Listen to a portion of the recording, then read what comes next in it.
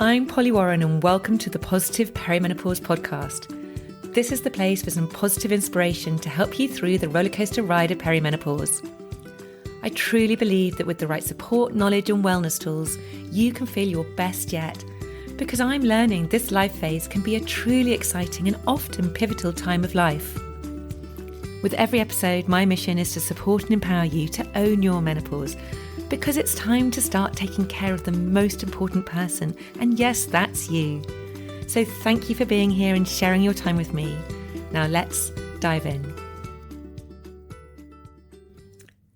Hello and welcome back to the podcast. I hope you had a really fantastic week, and I hope you enjoyed last week's episode all about sleep. So if you haven't listened to that episode, and if you can only merely dream of getting a good night's sleep, excuse the pun, I really would recommend going and having a listen, because Sally Garazzo, who I spoke to, really does have an incredible wealth of knowledge all about sleep, whether that's if you're struggling to go to sleep or if you're waking up in the middle of a night and then can't get back to sleep. So yeah, go and have a listen, and or if you have, I'd love to hear how you got on with that episode. So on to this week's episode. So this week I speak to Kate Rowe-Ham. Now, I first came across Kate in the pandemic when she was offering workouts online on Instagram pretty much every day. And from that, she has now since gone on to create an app called Owning Your Menopause, which is an online community supporting women through the menopause with workouts, nutritional advice. There's a weekly clinic with a doctor and an online community. So Kate really is an inspiration. She's a qualified personal trainer as well. She's also a mum of 3, and she really is super passionate about motivating and inspiring women and helping them find ways to make time to get fit and stay fit, and obviously particularly during menopause. And Kate herself has first-hand experience of the perimenopause, so she really does understand how some of the symptoms can leave you feeling really overwhelmed and anxious. So I really do think you're going to enjoy this conversation. We talk about so many things, but we talk about in particular why it's so important to keep moving during perimenopause, and also what sort of exercise is best, because our bodies are changing and we really need to appreciate that. So without further ado, I would love to introduce you to the lovely Kate Rowe-Ham. Hello, it's really lovely to have you here. Thank you so much for joining me today. Thank you for having me.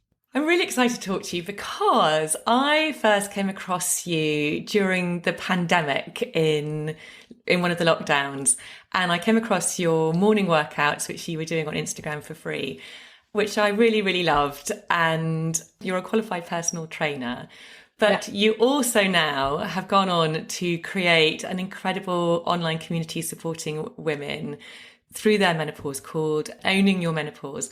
So I wonder if you could tell us, just to start with, a little bit about your own perimenopause journey, as I know it's been really instrumental in giving you that sort of impetus to do the work you do today. Yeah, no, absolutely not a problem. I think it's really important to, I guess, explain that, because then other women can see that hopefully I can empathise with their own journeys. I think obviously the most important thing to say is that obviously every woman's journey through menopause is unique. But I do know that in sharing my story, a lot of women have had similar experiences. So, I mean, essentially, I kind of started doing what I was doing, and it was more focused around training with your children, and how do we as busy mums juggle all of that. And then found myself experiencing various different ailments. My anger was quite an event when things didn't go right. I had terrible joint pains, and I just kind of didn't really feel myself. So I didn't really understand what was going on. I was 42 at the time. So I automatically probably assumed it was sort of something else, because if I'm honest, I hadn't really heard about menopause or perimenopause. It wasn't something, 4 years ago that was kind of talked about a lot. So I went to the doctors. I didn't get very far because it sort of started to happen during lockdown, and was just sent for chest x-rays, ECGs, was told it was probably depression, homeschooling kids, all of this sort of stuff. And I don't know how it happened, but I struck up a conversation with Rebecca Lewis over at Louise Newson's clinic. And I began to sort of talk to her and realized that perhaps what I was experiencing was some of the symptoms of perimenopause. So for me, that was anxiety, breathlessness, aches and pains, anger, feelings of loneliness, despite having a very crazy life with 3 children. And I sort of started to look around me, and I was like, so what am I doing wrong here? Because I'm healthy, I eat well, I train well. Why am I still having such big symptoms? What is it that's missing here? And how can I get help? And that was where I was like, there is no one out there really helping women in this demographic. Yes, there's a lot of chat around HRT. There are lots of women helping women sort of manage their symptoms. But what can we do, holistically? How can we look at our diet? How can we look at our exercise to actually give ourselves the best chance of thriving in menopause and optimizing our well-being at the same time? And that's what I then started to focus on with myself. And having been, like most women, I think, in this particular demographic of women that are going through the menopause, I had often found myself in yo-yo diets. I had often found myself over-exercising, under-eating, which is massively common, and in fact detrimental to making any positive progress within your fitness journey. And looked long and hard at what I was doing and thought, right, okay, how do I need to change? And when I worked out what it was I need to do, I was like, okay, I'm going to share this with women, and I'm going to support women, and I'm going to encourage women to do the same thing. And that was where I kind of came up with the idea of owning menopause, because I want, a lot of it as well behind the exercise and behind the diet is self-acceptance. Again, which I think for a lot of women is really, really hard. We have always been fed very, ridiculous images on social media.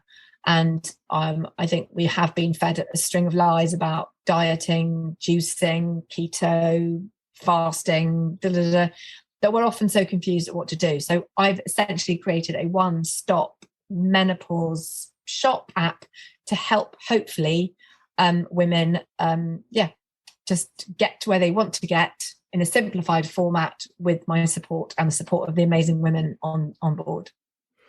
So that's that. Amazing. Absolutely amazing. I mean, I can totally empathize with everything that you just said, because I was exactly the same. I had the anxiety, I had heart palpitations, the joint pain. It was really horrendous. And once you worked out what it is, it's like, what do I do about it? Because as you said, and actually as you were relatively healthy to start with, but it's actually knowing where to go from there. What actually do you do? Yeah, and it's also really hard, Polly, because the connotations behind menopause are that, we aren't these strong, we're not strong women. We are older women with perhaps aching joints, which obviously we do, but, they aren't. What I see now as a menopausal woman is someone who is strong, independent. They've reframed how they look at life. And actually it's a time to be terrified of menopausal women for those reasons, not just because we lose our SH1T quite quickly. Is because actually we're making a comeback, and no longer are we, we've got a long way to go. But, so many women leave the workplace, they question themselves, and they become, completely insular. And that we have to change that. We have to change the narrative around that to let every woman know that you can absolutely thrive if you are given the right help. And I think that's where I really want people to understand that the right help is something that you can do immediately, now, today, tomorrow. All the women that are struggling to get HRT at the moment, or who might have been on HRT who can't get HRT, let's not say, if you're not on HRT, you're not going to thrive, because there are things you can do for yourself right now. You don't have to wait to get better. You can take that step immediately. Yeah, absolutely. And that's what I want to do with this podcast as well, is kind of open up people's minds to all the different things that they can do, so that they can then choose what is best for them, because what might be good for me might be good for someone else. And actually, there is so much more to HRT. HRT definitely has its place.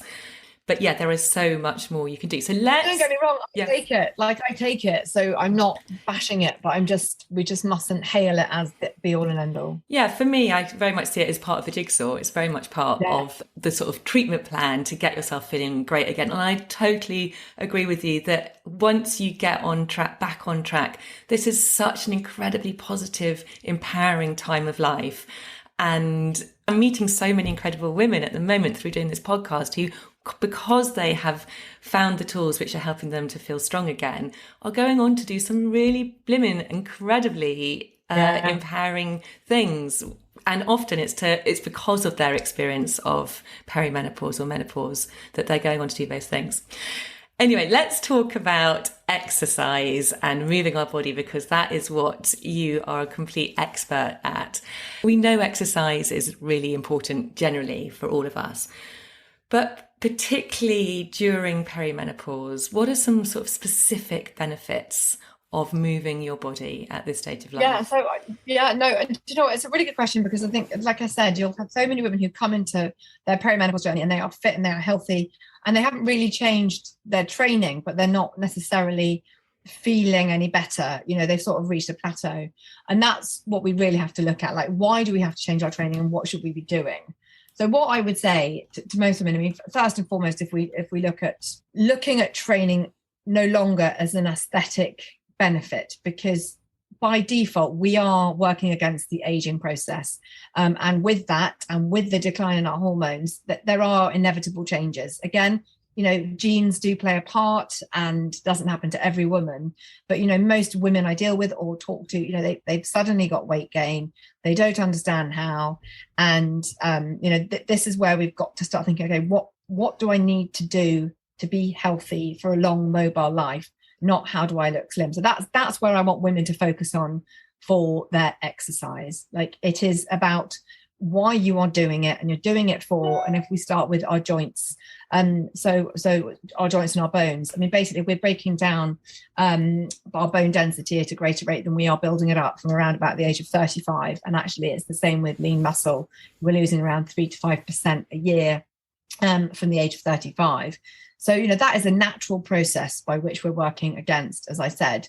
So if women aren't already lifting and strength training, which I don't think many are of this demographic, because again, it's something relatively new in the fitness world. I don't mean lifting is new. It has been around for a very long time, but certainly for the sort of 40 plus women at the moment, I never lifted in my 20s and my 30s, just wasn't something I did. So that is for your bones, essentially. Obviously, what we know is that decline in estrogen is breaking down our bones, which is then going to leave us more susceptible to things like osteopenia and osteoporosis. And again, if we just strip that back, like our lifestyle, our early lifestyle does play a part in that. Now, I have been weight training for probably only about 3 years since I've learned about the benefits of it. But I recently had a DEXA scan and I was diagnosed with osteopenia in both of my hips. Now, that will be possibly because of alcohol consumption when I was younger, smoking, disordered eating. And then there is that part where family genes play. But if someone like me now, having lifted for 3 years, is going to be diagnosed with osteopenia, which can lead to osteoporosis, it's actually quite worrying to think the millions of women out there that will go undiagnosed, and it won't be until they have a fall and fracture their hip, or they just do something and they get a fracture and they're like, wow, how did that happen? Why am I so fragile? And you know, it's not their fault. It's just that is the decline in estrogen. And again, that's where a lot of doctors would say HRT has a role and a benefit, because you could have someone who is very slim and very, they've got, you know, they look like they work out. They look, that's the wrong way, because slim doesn't equal working out. They look like they're in shape, and they may be under the assumption that because they aren't carrying any excess weight, that they've got really good bone health and really good everything. That might not be the case. So it's a sort of thing that I call like a silent symptom of the menopause, which is where weight training will have a massive benefit.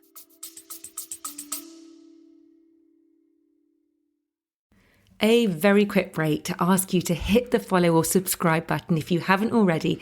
And if you're enjoying this episode, I'd be super grateful if you could hit those stars and rate it too. Thank you. Yeah, I mean, that's really interesting about the osteopenia. Did you have sort of pains in your hips to make you go and have that scan? Did you have any signs, or you just went and had No, the I scan didn't.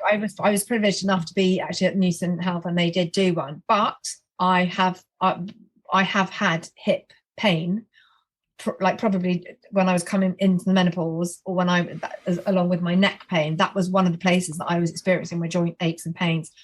Since I've changed the way I'm trained, and since I have taken HRT actually and collagen, but let's not go there with supplements, I haven't had any pain in my hips. So I don't know that one thing has sorted that out. I am running less. I am lifting more. Mm-hmm. Perhaps that has helped. And I'm also working on my mobility a little bit more, because again, that is something that we need to do. Because I think so many women are fearful as soon as you sort of say, taper back on the running, perhaps taper back on the HIIT, because for so long we've been told, you want to burn fat, go do HIIT, or, run, and that is a great way to lose weight. What we know now is that actually neither of those are necessarily true, because with HIIT you can put your body under an enormous amount of stress, raising those cortisol levels, which will lead to weight gain. And then obviously running, actually the afterburn effect of lifting weights, you are likely to burn more calories lifting weights and building lean muscle and working your joints than you are to go running. So it's as I say, it's changing that narrative, it's changing the mindset, and it's again working out why we're doing it. So we've touched on obviously bone health, hugely important. Second major factor here for exercise is that postmenopausally women, the biggest killer in women now is heart disease. So we've overtaken men. And again, that is because often as we come into menopause, we have that weight gain. Perhaps we lose confidence. We don't want to go to the gym. We stop working out. That then puts us at a higher risk of type 2 diabetes, leading on to things like heart disease. And again, it is that decline in estrogen. There is a lot of research, but estrogen helps break down sort of the fatty plaques and things like that. And obviously, if there is a decline in that, that's not going to be so forthcoming. So we tend to build up a few more fatty deposits in the arteries. So again, exercising for our heart to keep that moving. And again, what I think is really important here is that doesn't have to be this heart rendering sweat feast that terrifies women. Government guidelines are 150 minutes of exercise a week, which is a half an hour a day, and that could be fast walking, it could be cycling, and so it's really important that we think about something that's just elevating our heart, but it doesn't have to be something that's going to terrify us. Lifting weights will raise your heart rate if you push yourself when you're lifting weights. So again, with that strength training, you've got that double whammy effect, well, in fact, triple, building lean muscle, working those muscles, and pushing that heart rate up and getting the heart to work as well. So, you've got your heart health and your joint health, again, within the exercise framework. So would you say that the best type of exercise to do is lifting, or would you mix that up with some other sort of way? I'm only asking because I've done it. I mean, I've done it all. I used to run a huge amount, and then when I hit perimenopause, my joints were just so horrendous, and I stopped, and I've started doing some lifting, and I've definitely got stronger. I'm probably strongest that I've ever been. However, I've just signed up to run a marathon next year for the first time ever, because before I'm 50, and it is slightly giving me the fear, because I'm like, I wonder how my body's going to respond to that. Yeah, so I am feeling slightly worried about that. No, you will. You really will be fine. What I would say is that any exercise is good exercise. So I bang on a lot about strength training for all those benefits, but that doesn't mean to say it's the only thing. The only thing that is good is the thing that you're doing and the thing that you're enjoying and the thing that is making you move. And that kind of is the blanket full stop. That could be yoga, that could be bar, that could be spinning, that could be Pilates. But my advice is to try and add a strength training session, maybe once a week if it's not your thing, but to do what you want. And actually, in terms of what you're saying about running that marathon, weight training will be hugely important in the endurance, in your muscle recovery. And actually, I did a marathon last year. I'm also doing the London Marathon this October. I've actually only just got my spot, but I won't overtrain, and I don't mean overtrain like that. I probably won't run further than a half marathon or a little bit more when training for that marathon, because I know that it will have a negative impact on the outcome of my marathon. So I think, again, I know that people might contest that and might say, look, actually, that's not the right way. But I know what the right way for me is. I know that if I was to do a 20-something mile run before the marathon, I would not be able to take part in the marathon. I know that I can run a marathon on my basic level of fitness. And I think if you're wanting to do it and you're not planning on setting any goals or records, and definitely not. Goal is to finish it. Then don't place that stress on yourself. And you see so many people, by the time they get to their marathon training, they have got an injury or they haven't enjoyed the training. I think train for the marathon if you're coming from a very basic beginner level. I think if you've got a really quite a good basic level of fitness, yes, add a few more runs, but you will be able to do it. Yeah, I think a big learning for me throughout for the last few years really has been to really release that expectation of myself. I used to be sort of completely a slave to my running watch and would push myself and had to do things in certain times. And it was when I released that running watch and just was like, I'm not going to look at it anymore. Actually, it's been so liberating and just so much more enjoyable. And I just enjoy that whole process so much more. I completely agree. And actually, that's fine enough. The marathon I did in October, I did the virtual one, and I didn't have a spot. And I set myself an expect. I said 4.5 hours I'll be happy with. Obviously, I had my watch because I wanted to see how far I was going. But I didn't let it dictate my speed or dictate kind of what I needed to do, which can make exercise so unenjoyable. And I think that's the thing we've got to do is we have to exercise for enjoyment and for the benefits, and not always thinking, I had that to eat, I've got to go and do that. Like, don't make exercise this thing that you play off against something. We need to be doing it. I mean, we talked bones, we've talked heart, but mental health, brain health as well. And, getting outside and going for a walk for half an hour is exercise. Like, walking is hugely underrated. So even for someone who is just, and actually, funnily enough, we're doing this. I've done a reel on about the barriers to exercise and top tips of overcoming them. Find a friend who's in the same position, commit and get moving. But as soon as you start moving, it will become addictive. Like by default, you when you feel the benefits, is what I will always say to people as well. What do you feel? Don't get on the scales. Don't look at your clothes. Get a pen and a paper and do sleep and, energy and mood. And over the weeks that you begin to slowly move, what is the improvement there? And let that be your driving force. Yeah, absolutely. I saw a statistic that 30% of women were less active since menopause, which is a really terrifying statistic.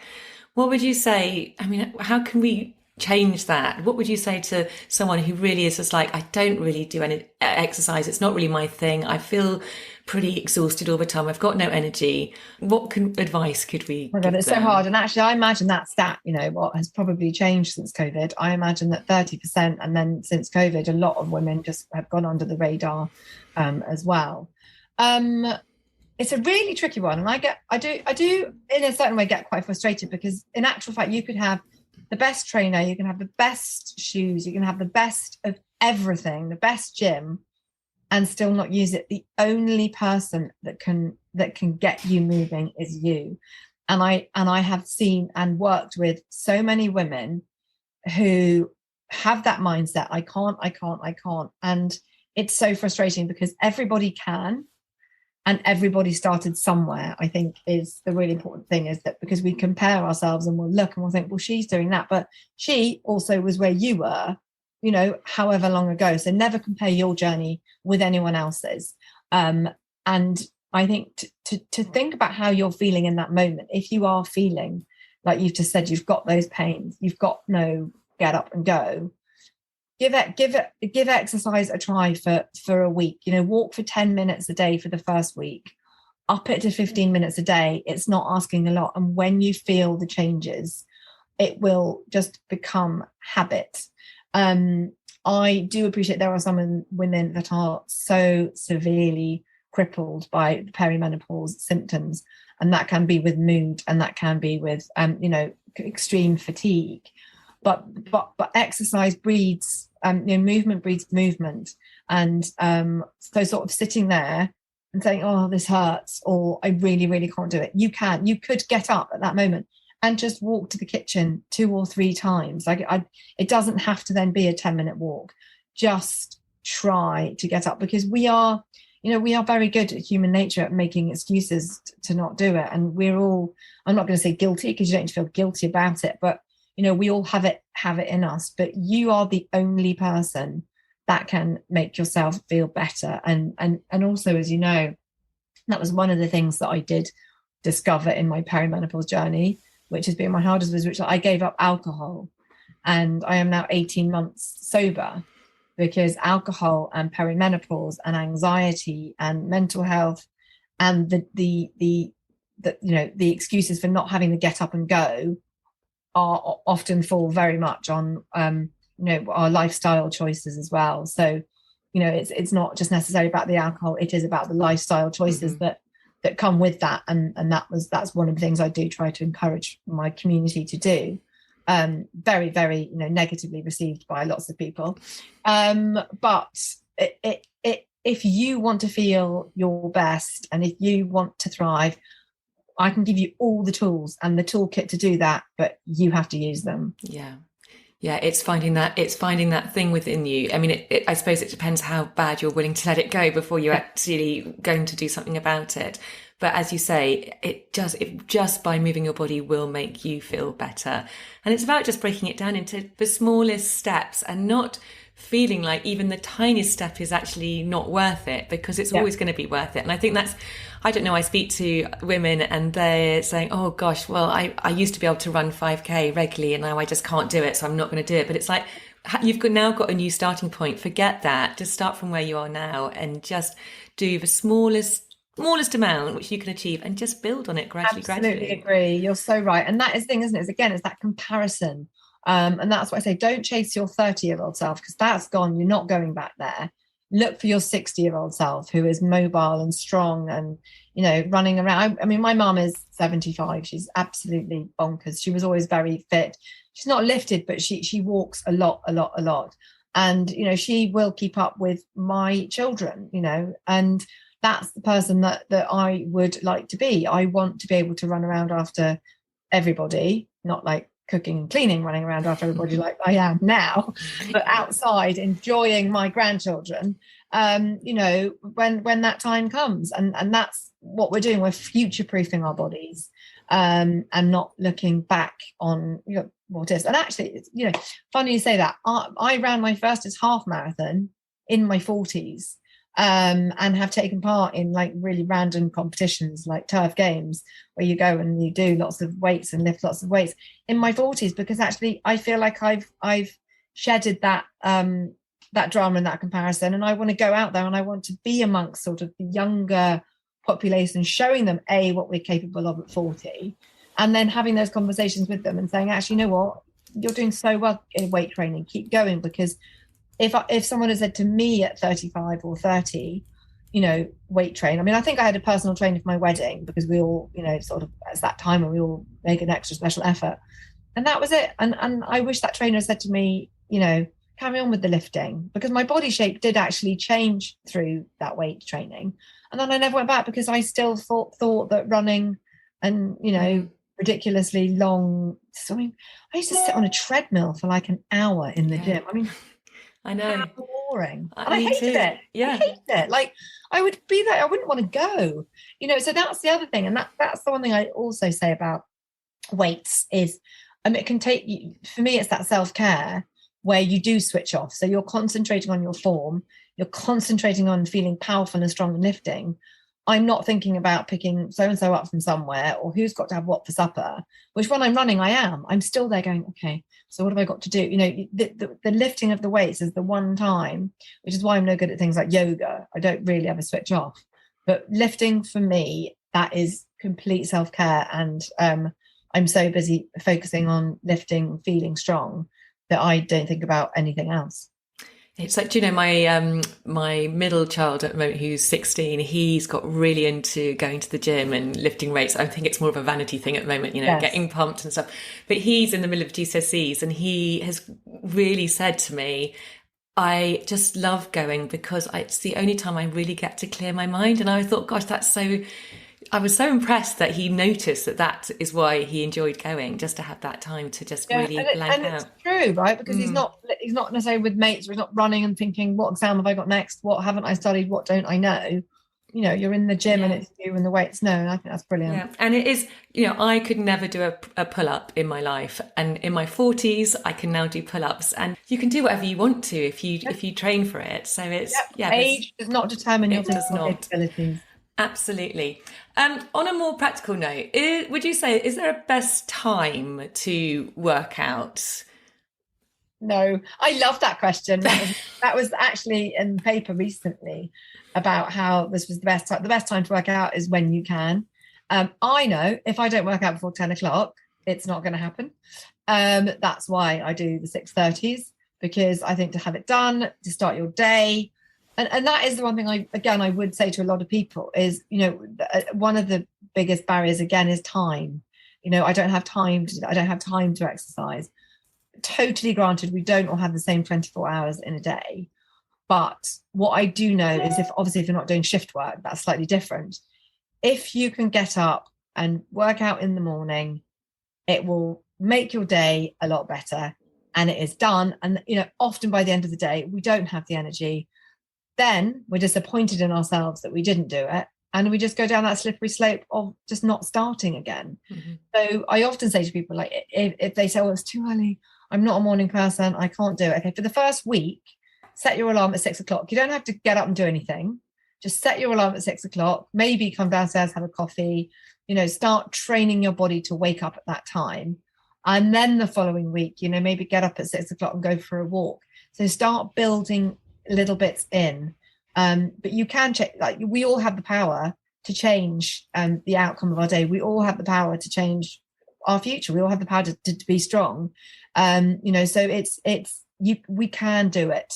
It's just how badly do you really want it? Yeah, when I used to be a primary school teacher when I had my 3 children. My husband used to work away a lot, and so time wasn't something which I had anything of. Yet my physical health was so important because it was such a big part of my mental health as well.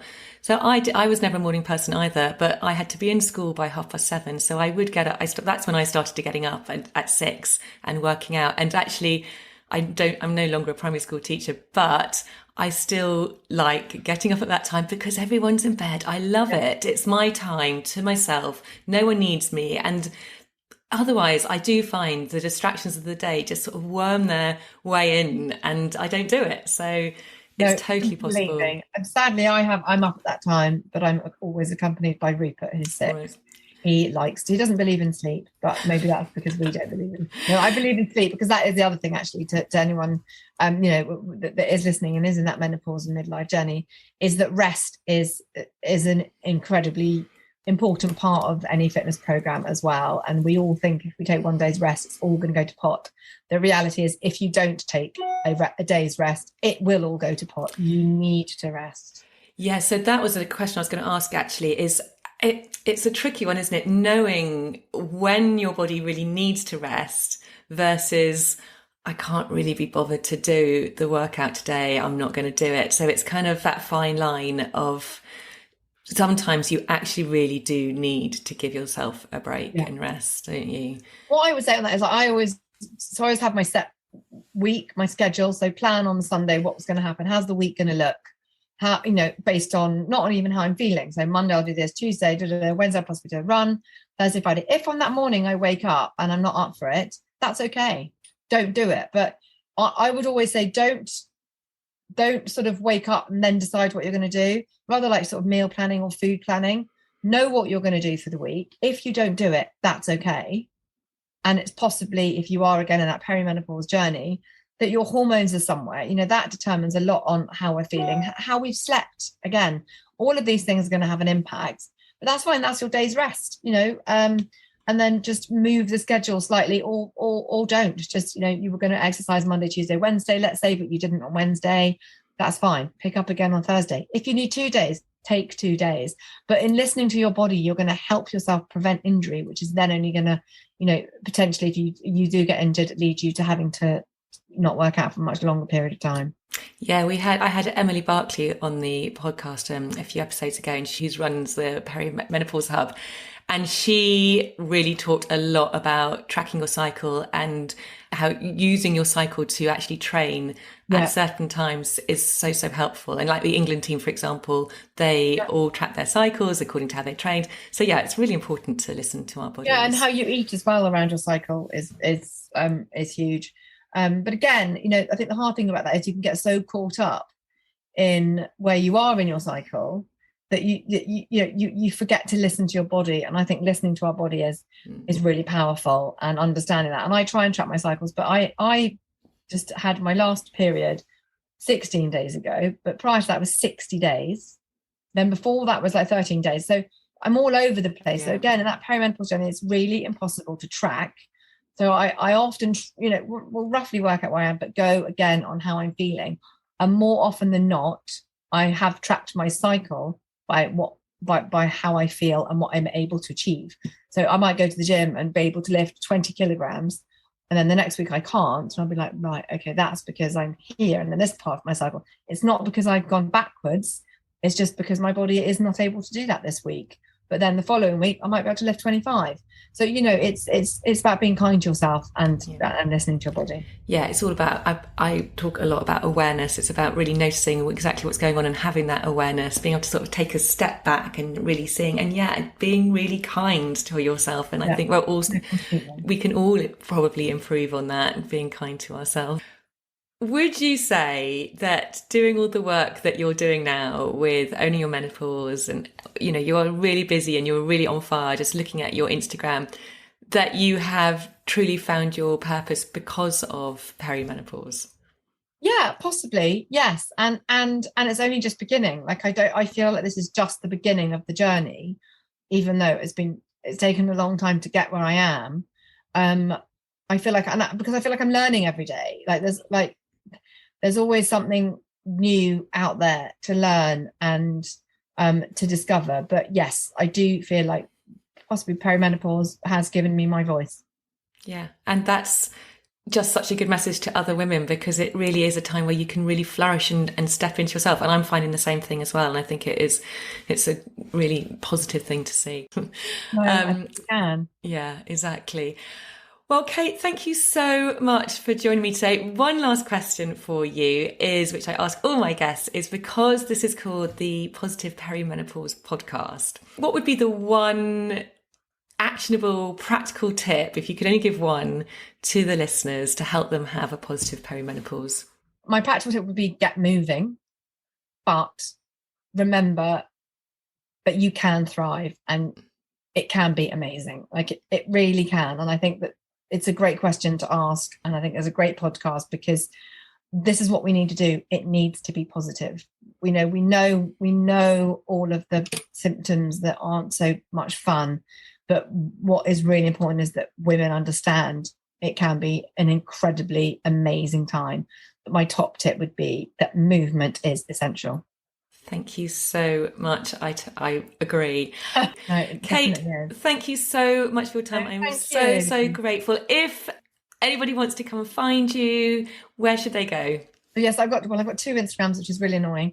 But Kate RH_fitness, and that is more sort of like top tips.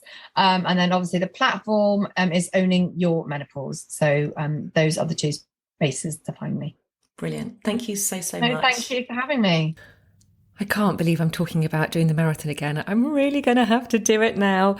I've got to stop talking about the marathon. It's becoming very real. Anyway, I will put all of Kate's details into the show notes. And remember, you can contact me at Polywarren Coaching, which is my Instagram, or you can even send me an email if you feel like it at info@polywarren.com. And if you enjoyed this episode, I would be so grateful if you could leave a review over on Apple Podcasts. It just really helps get this podcast out there and gets more people listening. And then we can spread the word and share the perimenopause love and get more women feeling empowered and informed for this stage of life. It really will mean the world to me. Thank you. And just thank you for showing up and thank you for listening. I know everybody is super busy. So yeah, I really, really, really appreciate it. Have a wonderful week. And I really look forward to speaking to you next time. Bye.